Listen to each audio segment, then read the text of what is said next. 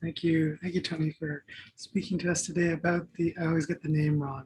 Is it Game Builder Garage? Yes, and funnily enough, it's called Game Studio here. They use a different name in the European market, but it's Game Builder Garage in the US and Canada. And actually, if you turn on the English translation, it's also Game Builder Garage. So that's what you'll see in all the screenshots. Cool. All right, let's see. Share my screen. So I'm gonna have to switch midway, but right now I'm gonna start out with my presentation, which, as I said, is about 25 minutes. Should be fun. Move the screen sharing controls out of the way. All right, here we go. Ready. Okay. So today I'm going to talk to you about Game Builder Garage. I had a little introduction thing, but I think almost everyone knows me, but I think there might be one person I haven't talked with as much. So I'm Tony. I'm a senior inclusive developer working with Raising the Floor. I'm currently working on Weebly with a lot of your colleagues at the IDRC. And I have a big background interest in making things, particularly learning software, games. I make a lot of interactive musical environments for my son. I have for a number of years. It's something he's interested in and I'm interested in. We do together. In the last year, he's got to the point where instead of watching people play games, he can actually play games with me together. So in the last year, we played Animal Crossing. He likes to go diving for pearls and go to the museum. We played Luigi's Mansion, which we're going through again recently. Yoshi's Crafted World. Donut County is a good one for him, but the thing is he's ready for video games with low pressure, music, funny things. So we do a fair amount of that, especially on the weekends. So when I heard about Game Builder Garage, I was really excited because it was a chance to combine making things with playing games. I have made a few games in the past, but it's not the kind of thing where I could sketch up something on the weekend and take my son through it.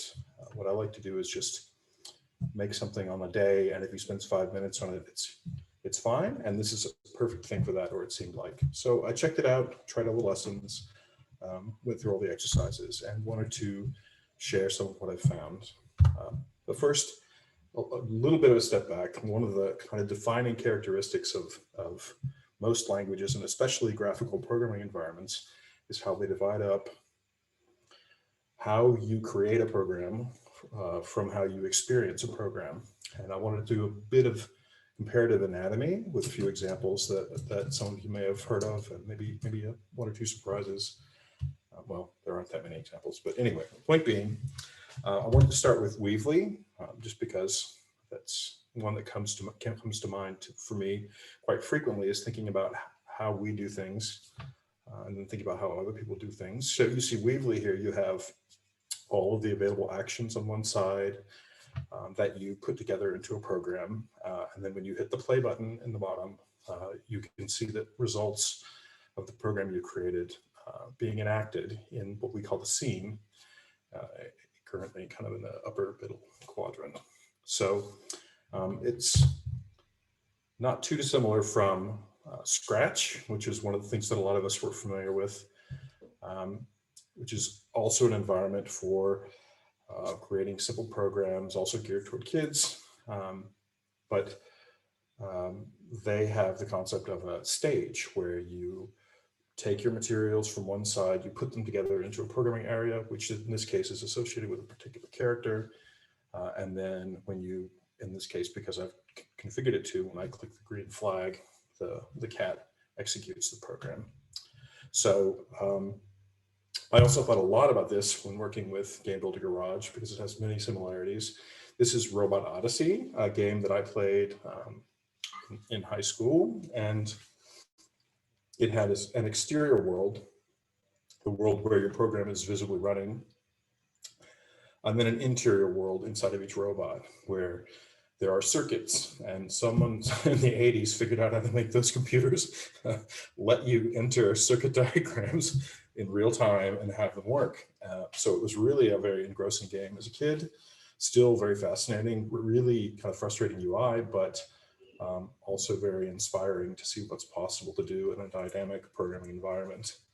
You can see one of the things I love is that I just walked over the periscope, and you can see the exterior world from inside the robot so that you can observe the program while you're running it, step back away, change it. It's really pretty interesting and fun. But we're here to talk about Game Builder Garage. And this is your first example of the play screen and the editing screen. When you open a game, you are playing it immediately. You always have access to the editing screen with the plus button, or it also supports touchscreen controls. There's also a cursor. You switch back and forth between the views, and you have these node-ons. And I will switch to the next slide, which has more notes. Hang on, it's the same thing. But point being that these node-ons, some of them have this kind of locational aspect. Their location in the editing screen corresponds to their location in the game. And similarly, their size in the editing screen corresponds to the size in the game. And then their rotation corresponds to the rotation in the game. You can also orient in other directions, but I just wanted to make it clear the relationship. So you also can see another node on here, which is a control for this moving object. And you see that that's not displayed. There are other node-ons which are not visible. And then there's also some that are visible by default, but can be made invisible to act as kind of connecting bits or blocking bits, like you could make invisible walls, things like that. So, but there's still this kind of locational relationship with some of what you're doing here. So, as with Scratch and Weavly, there's still a kind of concept of a scene or stage in that you are playing the game in a separate environment from where you're creating the game. But what's interesting about Game Builder Garage is that configuring the view is part of the experience. So what I just showed you was I was initially in a space where when I went up, I was looking at the ball from the side and it fell. And then I changed my orientation in the editing environment, went back to the game, and I was looking at the ball from above. Here we go again. And then I add a game screen, which is just another node on.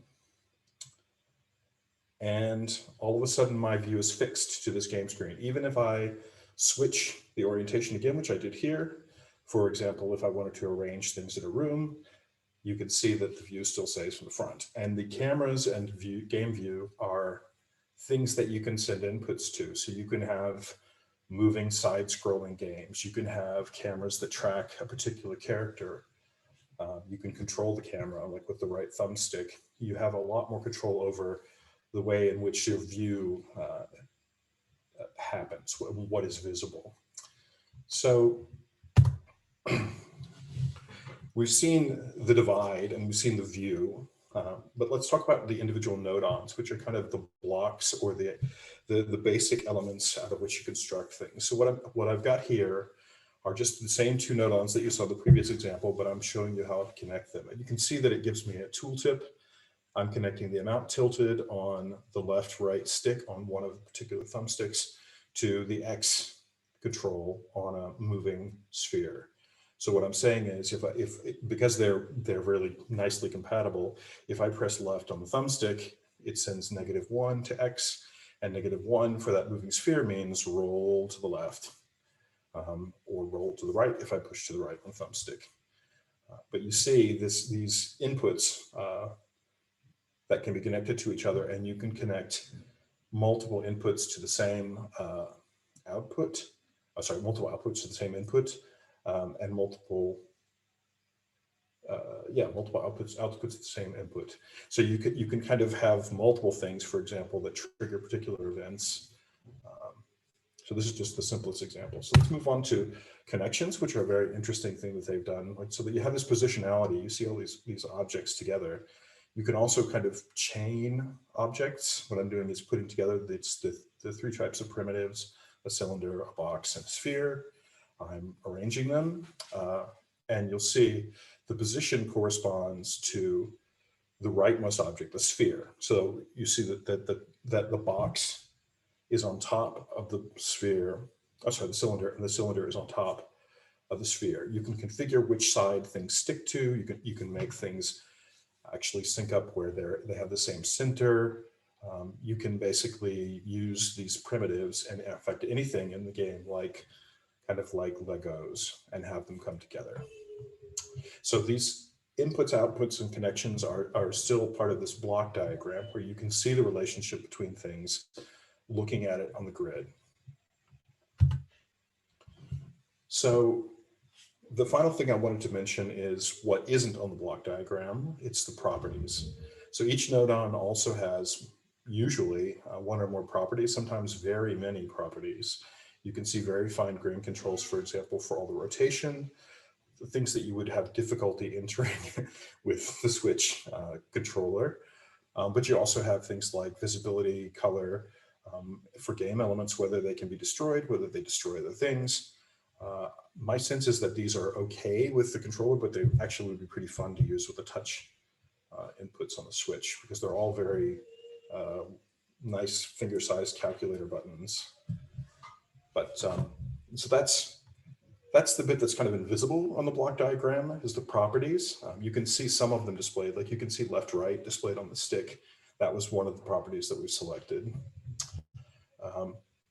So Robot Odyssey kind of avoids this layer, the second layer, the where you drill in, because it's all just one type of signal, like signal on or signal off. And then all of the diagrams, the icons are right here. It's literally an iconic game because what you see is what you get. If you stare at something like this for a bit and watch the wires sending signal and what happens, you can see that the robot, once you know the icons, that the robot is hitting something with a sensor and then activating a thruster. So when it incidentally hits, the next sensor on the left will happen in a minute. It flips on and does the thruster, going back in the other direction. So you can kind of see what's happening in real time from the diagram. So Scratch takes a little different approach, where it's laid out like blocks of code in space, and you kind of read it from top to bottom, or maybe scrolling around, read the pockets of it from top to bottom. And there's no controls for, there's no correspondence between the position of the code in the coding area and the position on screen. You have different controls for that. So Game Builder Garage is kind of somewhere between these, with its own unique pieces. Programs can be read up close. I'm sorry if I'm giving anyone vertigo, just showing you how big things can get and how far you can scroll around. This one's a good example because the actual game screen is fairly large. You can see a few things, like they have a concept of comments where you can section off non-visible parts of the overall graph paper and give them names so that you keep track of what's what.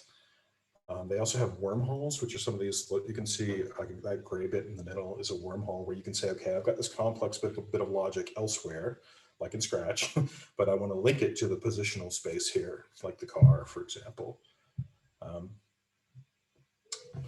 So here we have Robot Odyssey again. The next feature I wanted to point out that's really relevant to talking about Game Builder Garage is that time never stops. You're not programming and then playing the program. Time is always continuing, and whatever you have hooked up the robot to do happens immediately and continuously. The only way to make it not happen is to take the robot's battery out, or remove the inputs that you don't want it to do, or physically pick it up, as you can see me do in the example here. But if you encounter, most of the puzzles in Robot Odyssey are some kind of creature that won't let the human walk through, but will let the robot walk through. So you configure the robot to go somewhere on your behalf. If you carry the robot with you to one of these spaces, the little villain, the alien will take you out of the space. You have to go someplace safe to sit down and make your robot. So it's this real-time kind of nature that I thought was pretty interesting and directly comparable to Game Builder Garage. So Game Builder Garage, I made a simple program to illustrate. This is just a timer, and when I switch, you can see the number object now. When I switch to the editing mode, it went back to 0, and I started displaying the time value.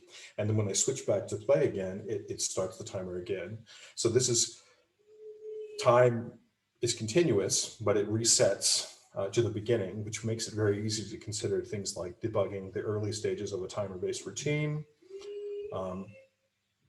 But what's interesting is like that moving around, relook, like panning and scrolling also resets a timer, which I think makes it a little bit difficult to debug complex timer-driven stuff. But it's still interesting in that because the timer is live, you can press buttons, you can kind of trace the signals through what's happening as you're doing it. So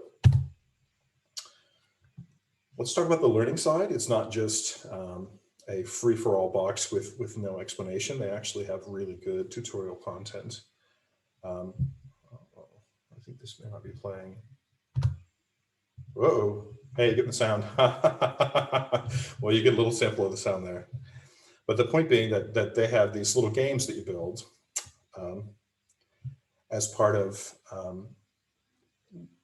learning. So they break it down into steps. You can see the length is indicated there. It's about 50 minutes to build it.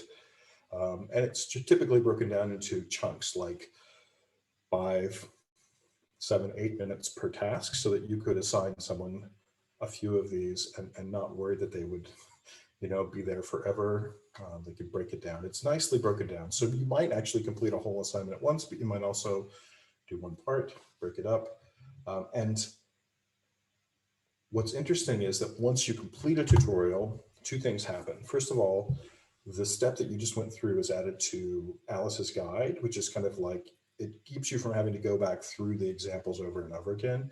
You can just look at the particular step that you were working on. And this one is distinguishing between objects of the same type. I'm not going to run the whole thing, but as you learn about different concepts, your compendium of information about them that you can use to review later grows. So for example, tutorial information, when you learn about a particular node use it in a tutorial, it is also put into the Nodopedia, which is like their API documentation. And I wanted to point out the map node which reminds me a bit of some simple model transformation stuff that we do on the fluid side of things. So this one you would use, for example, to take something like a joystick range, which is -1 to 1, and map that to something else like an angle or a position that's not really easily mapped to 0 to 1. So this is an example of how they document what the inputs are, what the outputs are for a given thing, and then what the properties are, which can be kind of confusing when you're looking at it on the screen with so many other buttons. So between each tutorial, you actually have practical exercises where you demonstrate your knowledge. And this is me solving one in real time, where you're supposed to get the person to touch the apple and the box. The only thing I can configure, this is the nice thing, it gives you a tooltip for what's configurable. The only thing I can configure is this calculator. So what I'll do is configure the X position to be 1 - 2 instead of 1 + 2, so -1, and suddenly the box pushes the apple toward me.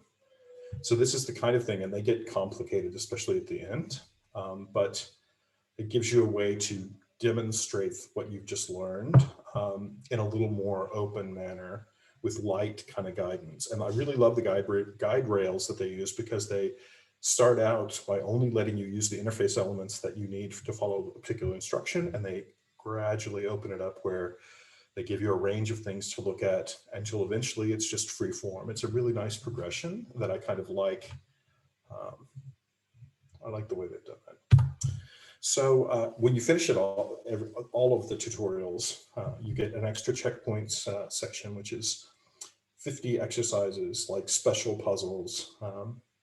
And they are kind of like the old O'Reilly cookbook series in a way, where yes, you have to solve them, but they also are demonstrating techniques that you might use in slightly more complex games once you finish the last game. Like for example, they had one where they basically showed you how to change your character's size by teleporting one avatar out and teleporting another avatar in. And that's the kind of technique you would use in a game like Mario, when Mario eats a mushroom, for example. So on the whole, pretty impressed. I did have one kind of major caveat with the learning side, which is that you can't actually construct the exercises yourself. You can't constrain what's available. Like all nodons are available for someone to work with. You can't set the goals because if you did, someone could just change them, make it so that pressing A solves the puzzle. You don't really have the opportunity to construct your own learning content. And this is kind of a small complaint in that there's so much good content that I could imagine someone just picking and choosing from what's there like a menu and actually getting a lot out of it. And then doing the rest in kind of guided free play. And that seems also fair. So this is back to my core use case, and this is kind of my overall summary of how I feel about it. You saw kind of a preview of this earlier. One of the tutorials, you set up the motion controls to roll a ball through a maze, collecting apples, and when you collect 5 of them, you get an animation played. So I played with this with my son after I went through that tutorial, and I could tell that the motion controls were too much for him. There were also obstacles that would teleport you back to the beginning. Those were a bit much for him. So I just quickly switched to the editing side and took those out, rewired the controls to use thumbsticks instead of positional controls, handed it back to him and let him play. And then I went to get a drink of water, came back, and he had gotten into the editing interface because he knows the buttons now on the Switch controller. And he had put a person in the scene because he'd watched me putting characters and things on the scene. And I realized that he was trying to replace the ball, which was the default, with a person. So we did that really quickly. He tried it a few times like that. And then as we started playing other games, like with cars, he wanted to do the car. So we replaced the person with the car. We changed the world to use sand. And then we went through the catalog and had fun discussing what to replace the apples with. Like you can see, we used a sumo wrestler and a robot and a treasure chest. And the pink thing is supposed to be a radish, I think, but it's overhead. So, but what I really loved about it is all of the changes were so quick that it never distracted him. It took him out of the experience. And also all of it was close enough to his level. It's meant for 7 and up, and my son is 7, that he absolutely got both the goals of the games and also like the pieces that we had to play with. So I think of it as kind of like a really playful co-design environment for myself and my son. And in that sense, I absolutely love it. It's been really fun and great. I might show you during demo time. We're also trying to make a little bit of musical environments for him to play with as well. But point is, very happy. But when I have something that I really enjoy like this, I kind of wonder who else gets to have fun, right? This is listed as suitable for ages 7 and up, but really they kind of bake a lot of assumptions into that. Like, first of all, the Switch itself is an extremely visual medium. There's no OS level supports for screen reading, high contrast, alternate color schemes, what have you. I was reading from Able Gamer that they described the Switch as the worst platform for accessibility, and I kind of agree. And in addition, Game Builder Garage has a bunch of on-screen instructions, and you can't configure those to be read aloud. Instead, the characters do this kind of Animal Crossing sing-songy pseudo-Japanese, which I understand helps with translation, but means that if you maybe weren't at the reading level to get the instructions, but could understand them if they were spoken, you don't really have as many options. But you can have someone read it to you, you can do it together. I guess my point is you might need to step in and fill some of the gaps yourself as a parent or an instructor. So one of those gaps that didn't really seem to be as big of an issue is The sound is actually not required at all to complete the tutorials. I did most of them with the sound off while my son was in bed. The controller is a little bit of a barrier in that you have to either use a controller or the touch screen. The built-in flexibility of the Switch is good because touch screens actually are pretty usable for a range of people who might not be comfortable with a controller, and vice versa, especially if you consider something like adaptive controllers. So there's now a Switch native one called Hori Flex, sadly only available in Japan. But you can use the Xbox adaptive controller with the Switch with one of several adapters. And I was just reading today, I didn't realize that you could connect third-party eye gaze solutions to the joystick ports on either of those. So you can actually go from a range of physical buttons to specialized joystick and pointing devices, and use them with the Switch via one of these controllers. So the last thing I want to mention is the level of the content itself. I think when they say 7 and up, they're kind of assuming some things about reading levels, executive functioning skills, their idea of being 7 years old. So I think younger kids or kids who don't fit Nintendo's ideas about 7-year-olds might need a bit of assistance. But really, on the whole, it's pretty impressive and fun. And I think that there's a range of activities that you could find something that someone would enjoy.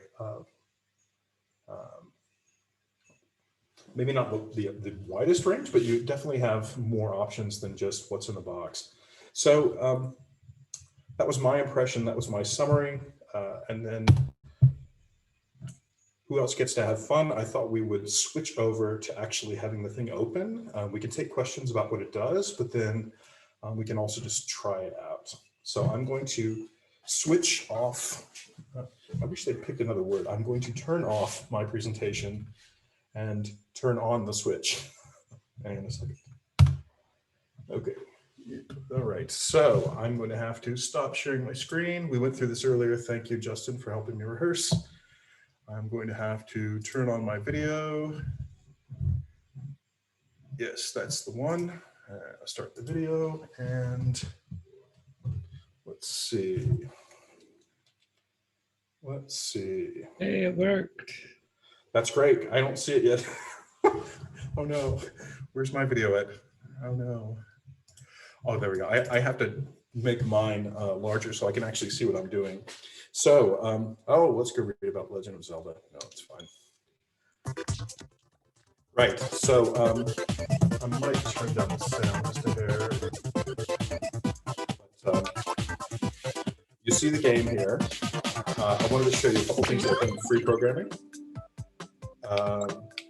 For example, this was the first kind of thing I made for my son, and it's very silly, but it's like, it's kind of like Twilight Zone. And the thumbsticks, which is what I'm doing, just control the rotation of the robot in space, and there are teleports off screen and on screen that take him back into the center. I was kind of wondering what would be involved in making a game like Asteroids, and just started riffing on it. This is one of the canned music things, and I'll show it off now. So, speaking of music, I'm going to quickly jump over to the end, jump out of the editing interface. Spinning instruments. They do have both sound effects and musical instruments, and they have an okay range of things like acoustic guitars and stuff. But let me see if I can zoom into the point where I can show you. They have play sound. Okay, so I've done a chorus kind of effect here with a high C and a low C. And each of these is wired up to a stick. I basically set up a bunch of controls. Basically set it up just to play let's see what that one is right there. Hang on, sorry. That's the pitch. So you can wobble the pitch a little bit up and down. Hang on, try it.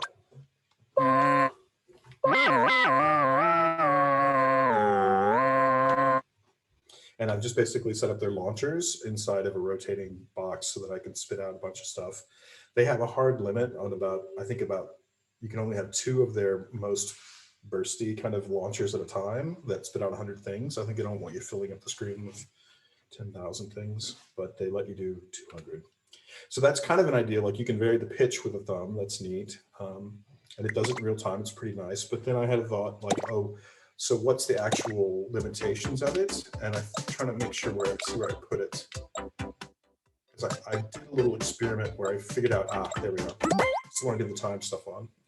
So I was sketching a lot in preparation for this, making sure I understood how things are working. And one of the things I did in this one, which is also the timer demo, I just hit it for when I did the screen recordings, is I made it so that I could play a note, and then if you can hear, the pitch will go up. So I can do kind of like hammer downs. And the point is, I was trying to understand exactly how their pitches work. And it turns out that they've used a log 2 scale where -2 is 2 octaves lower, 2 is 2 octaves higher. And that turns out to be really handy for mapping simple kind of pitch bend schemes. You don't need complicated math. You can just do 1, 2, 3, and that's 3 notes higher. I might add a little button for myself to go up a little higher because it gets kind of taxing holding 7 buttons at once. But the point is, you can express some things. I could imagine modeling kind of sawtooth waves and things and plugging them into their pitch controls, again, within that 4 octave range. But it's fun. I wouldn't say it's like a core strength of the medium, but it's fun. So that's kind of some of the stuff that I've done with it, but why don't we talk about like what you all want to see? I mean, I feel like I've talked enough. Oops, sorry, requests. Anyone? I think I'm gonna turn the volume down actually.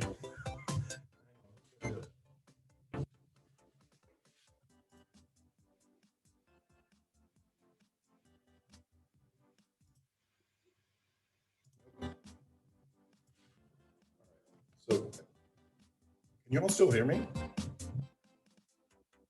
Good? Yes. Yes. Great.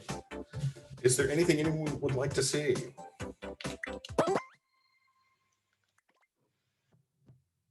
Anything at all? Anything I went through quickly? Yes, please go ahead. Hey, Tony, I wonder if you want to, I might have missed this, but do you want to show them the mapping between the inputs? Which one? I guess you were showing me earlier today when we're prepping for this. Yeah. Okay. Yes, absolutely. So that's one that I was working on with. I was showing Justin a quick demo when we were testing the video earlier. This one is just a silly one that I was doing. Where is it? Did I put it up there? I'm trying to remember where I put it. I made kind of like a quick kind of mapping. Is it? Yeah. So what I've done is made a compilation of objects. This is the same one you saw in the demos, and I made it so that the stick rotates it from one side to the other. It's really silly, but the idea is I wanted to show him like some of the things that you could do when we were testing things out. And what I was showing him earlier is that, so you have inputs, which are things that are sources, like the stick is an input. You have middle material like calculators. So for example, if I wanted to really tamp down on the strength of the rotation, I could, oh, I made a mistake, but I'll show you how to fix it. I could put a calculator in the middle, and let's get rid of that. And what is it doing? There we go. So move that up a little. Let's move that to Z. And this is going to be really illustrative of a lot of things. So I'm going to plug it. This is my original input. I'm going to go into the properties, and this is actually how you change. They have shortcuts for plus, minus, divided, but I can change the wrong one that I picked into the right one. And this is the other thing that's crazy, not crazy, but they have all variables are basically either coming from an input like coming from an input like thumbstick or our constants. They have these constants. So what I'm going to do is say, and I'll show you the, I'm going to say divided by 10, and you can use these controls. You can drag this. I bet this is great with touchscreen. I just don't tend to use the touchscreen, but you also can pull up this kind of like calculator interface, which I actually like for entering complex numbers, especially if you're doing like decimal points.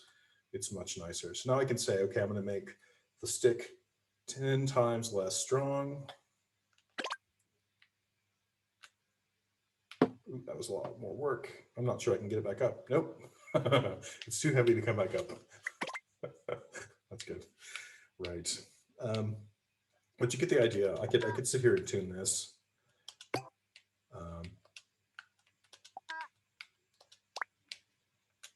We could say that we want it to be able to move around.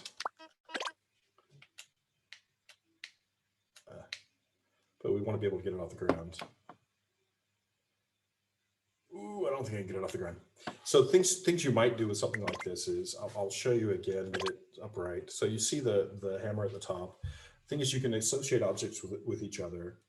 And you can also do things like say, okay, one of the techniques they did that I found really funny is they do a hidden object. They'll put like a character that you're not using, like a sumo wrestler or a carrot or whatever, inside that square up top, and they'll say, okay, whenever the carrot touches something, give player 1 a point, and maybe you would put a turnip in the other player's hammer, and when the turnip touches something, you give them a point. So it gives you this kind of like, the way you tag things as being unique is by putting hidden objects in them. And I suppose you could do it by associating properties with them, but I think that's a little harder. You need something like that. But they did actually figure out how to make it possible to express a range of things. And it's just kind of fun to noodle around with. Yeah. And any other requests? You want to actually see the map this time? I can do the same thing with that. That's the one thing I was showing. So if I wanted to do this, if I wanted a scale to be 0 to 0.25 instead of this one divided by 4, I'll show you that other one because that's pretty interesting. If I go delete, no, delete. Look at that. So now let's put one of my favorite nodons, which is the map nodon, to remap. They also have ones that are specifically for converting from position to angle, which I like. I think is really cool. So I could do kind of the similar thing, but constrain it to a range and have it do the math for me. So if I say, okay, the input range is -1 to 1, and I say the output range is -0.05. Let's make it something weird that would have been hard to do the math on, let's say. And then I do 0.0. Did I do point? No, that's way off. 0.35 negative. Let's do 0.35. I don't want it to be that tiny, but I can basically sit here and remap the spaces connected to each other, and you can actually see what's, remember the real timeness. I can see what the result is. It's basically taking it down by about 1/3. And I can adjust this in real time. But basically, when I go back, it's a similar kind of effect where it's not going as wildly off to one side. And hey, it's still strong enough to upright itself. That thing was not anything that was intentionally created. I just dragged 3 objects together to be able to demonstrate that. So I'm surprised it moves at all. Cool. So that was a demo of a few other things. People just tired, thinking, want to see other stuff? Hey, Tony. Yeah, thanks a lot. That was awesome. I was wondering, is there a mechanism for sharing your creations with other people? And I'm wondering if you could show that. Absolutely, I would love to. And I went through it last night, and I wish I hadn't, because I wish I could show you the very appropriately worded, but like very detailed legal warnings, basically thinly disguised. so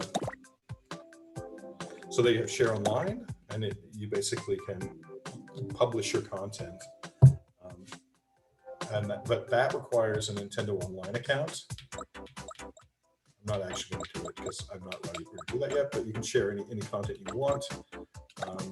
And then you can also share locally.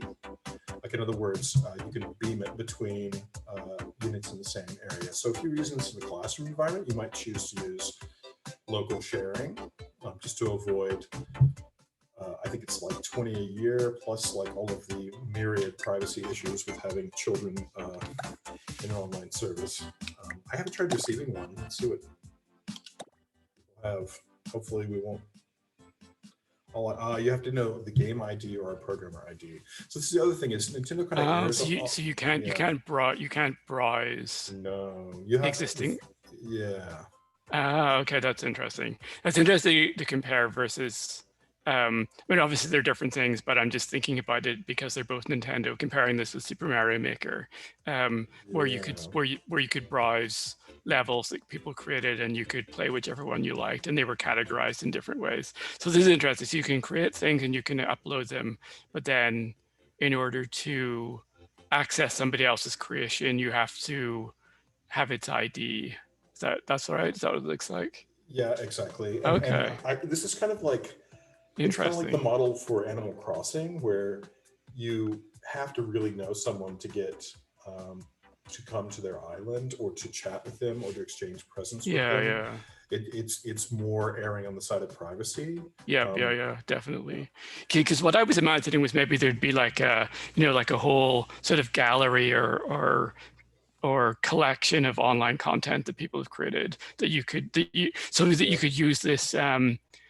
For example, in Mario Maker, if you didn't want to make levels, you could just happily play other people's levels. But in this, it doesn't really look like it's possible to just use this as a game client. Like, I can't just play, random games that I like to look up from other people. Like, it looks like this is primarily a creation tool, and then something to share with people that I guess, rather than being a platform for playing games on. Does that seem accurate? Yeah, it does, especially since there's no concept of leaderboards or achievement between games. There's really kind of limited awareness of who each user is.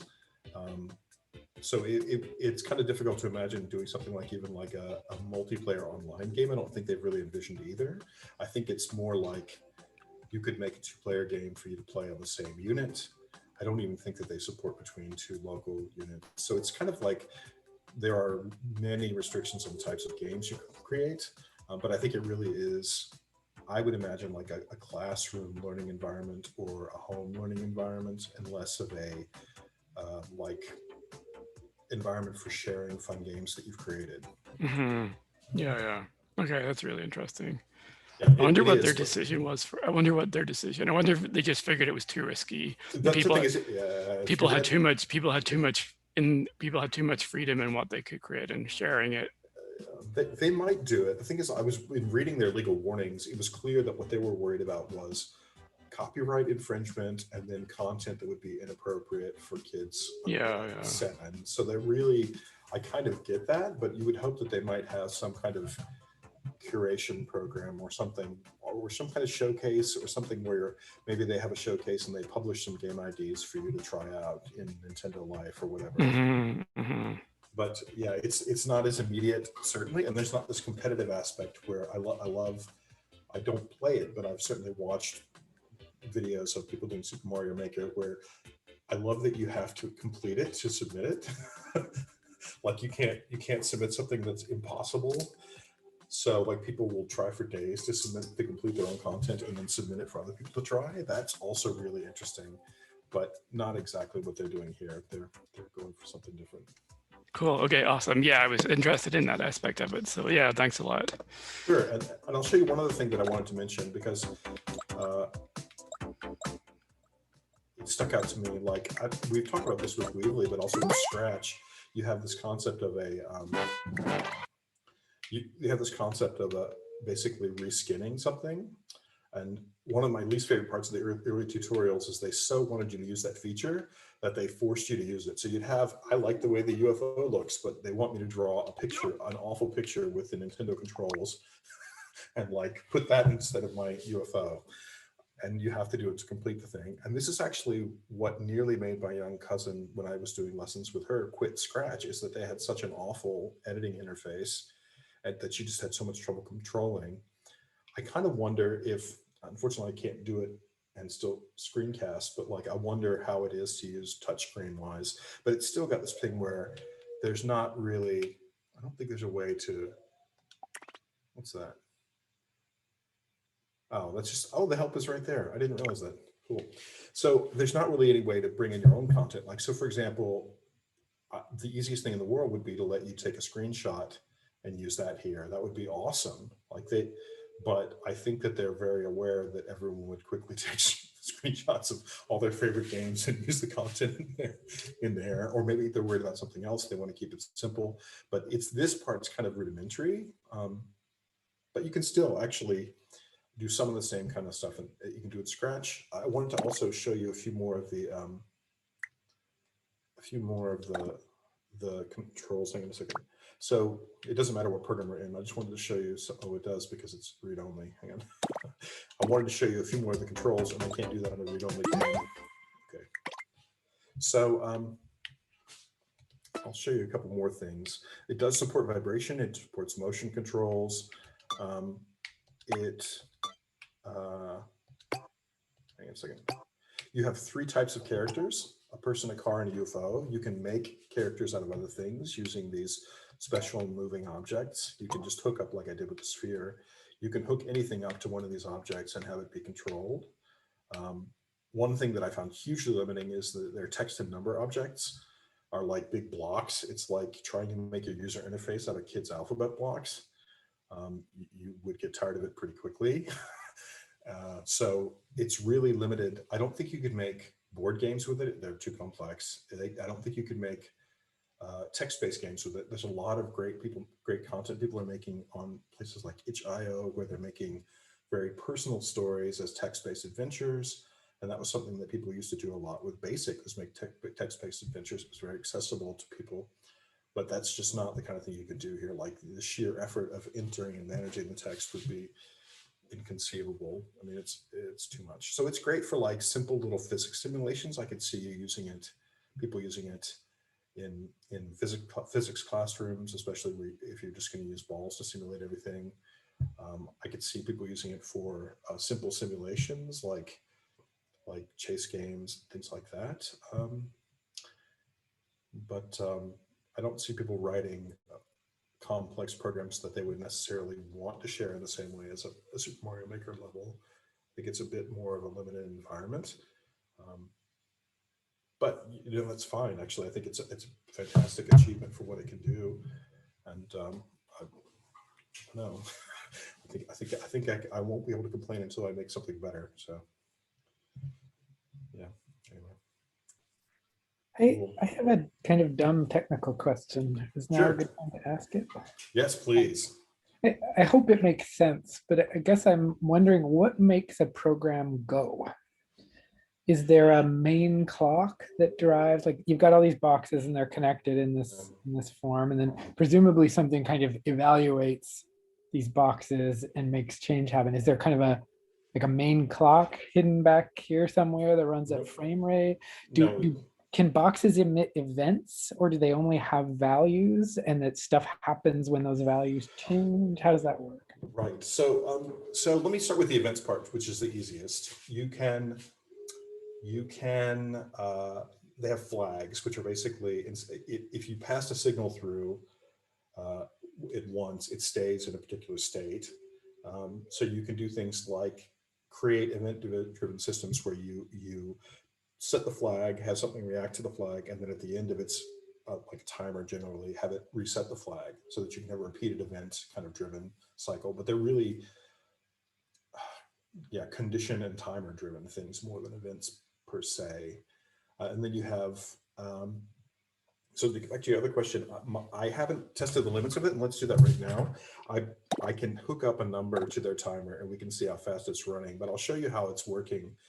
So basically, where's the game? I put that in. Let's go back to the timer for a second. So time is always running, and the timer in this case, a timer only works, is always running. That's going to play sound because I've got the controls configured to play sound. It's hilarious. So there's 0.01 counting up. So it's counting up by 0.01, and you can see it proceeding at a particular rate. So if I did 1, then we would get an idea of how fast it's actually adding things to things, right? So that's roughly how fast it's running.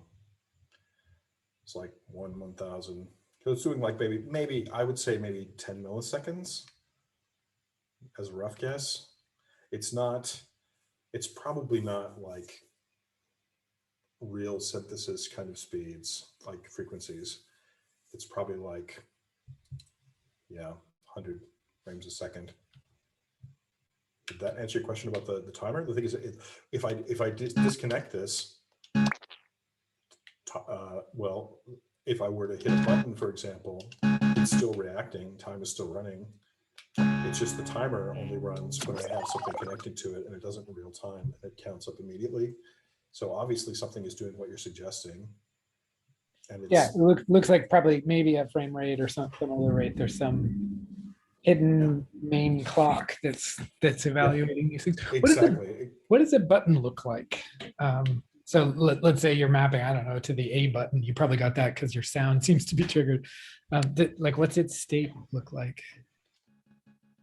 See that one, the A on the right side? I zoom in a little bit. I zoom in a lot. So these controls are just 0 and 1. What's that one right there? That one. Okay, so when the button's pressed, its value is 1, and when it's not pressed, its value is 0. That's right. And unfortunately, I was a little disappointed that I was like looking, every time I get a controller and want to use it for musical purposes, I look at how many analog controls it has. And unfortunately, their support for either Nintendo doesn't do it, or their support for ZR and ZL is just 0 and 1 as well. So the only analog controls they have are the thumbsticks, which go from -1 to 1. And I'll show you one of those in operation. I assume that I've got that somewhere. No, I didn't hook it up to this one. Hang on a second. Let me get you one that's hooked up to the thumbsticks. The thumbsticks is hooked up to the spinning dish. Right, so this one's got a thumbstick hooked off, and I have to zoom in really tightly to.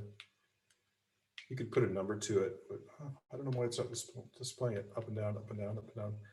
If I put a number, I'll just put a number. Is it? Oh, is it? It's because it's. Is it? It's because it's write protected. Hang on a second.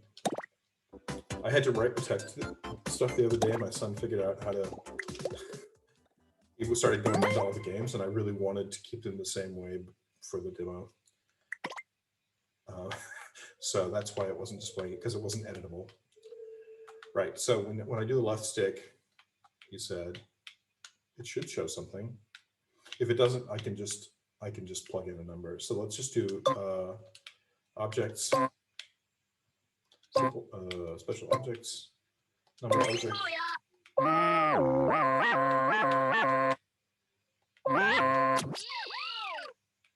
And then you can configure this. It doesn't support decimal points by default, but you can say 2 is the most number of digits it does. So it also limits you to 2 decimal points. But it's an analog control. It goes, it's finely grained as it'll allow you. But that also kind of limits how much you can do musically, and that you only have apparently, 2 decimal points.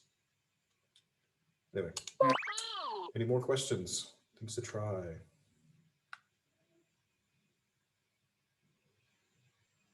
We could just all blink back at the node-ons. Anyway, I think we're about at time. If there's other questions after, I'm happy to hop on and do demos or just talk about stuff on various chats.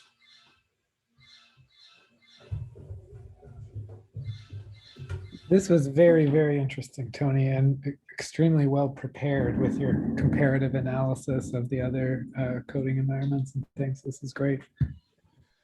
It was fun to do. It's not hard to sit around and think about why we build things like Weebly and how other people have done stuff. It's actually really fun to take a minute to do. Cool. All right. Well, I think if there are no more questions, I think I'm gonna let you all get back to your day and get back to mine. Thanks so much, Tony.